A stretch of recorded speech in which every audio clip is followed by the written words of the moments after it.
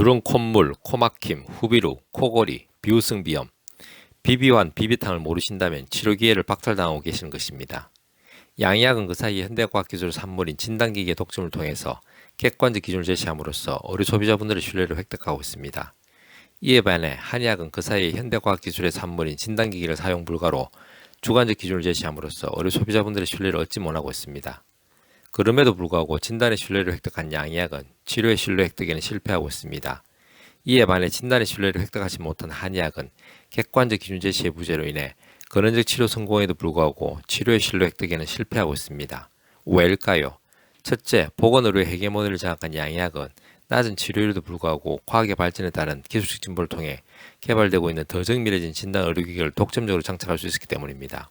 둘째, 언론 홍보의 헤게모니를 장악한 양의학은 낮은 치료율에도 불구하고 지속적이고 반복적인 언론 노출을 통해서 의료 소비자의 인식에 편향된 지식의 편협성을 독점적으로 장착할 수 있었기 때문입니다.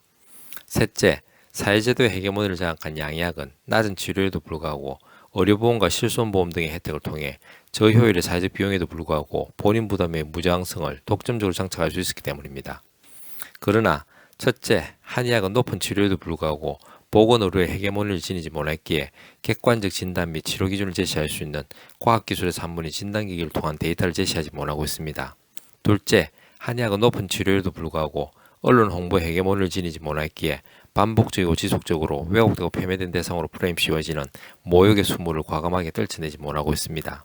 셋째, 한의학은 높은 치료에도 불구하고 사회제도의 헤게모니를 지니지 못했기에 저비용 고효율의 사회적 역할 가능성에도 의료보험과 실손보험 등의 혜택을 받지 못해 개인 부담의 저항성을 극복하지 못하고 있습니다.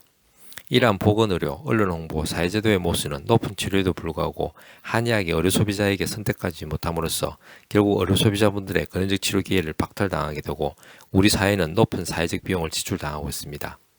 기존 의료의 뛰어난 검사와 처치에도 불구하고 누런 콧물, 코막힘, 후비루, 코골이 등의 비우승 비용으로 힘드시다면 비비환, 비비탕에 도움을 청하십시오. 한의학은 과학입니다. 한의학은 철학입니다.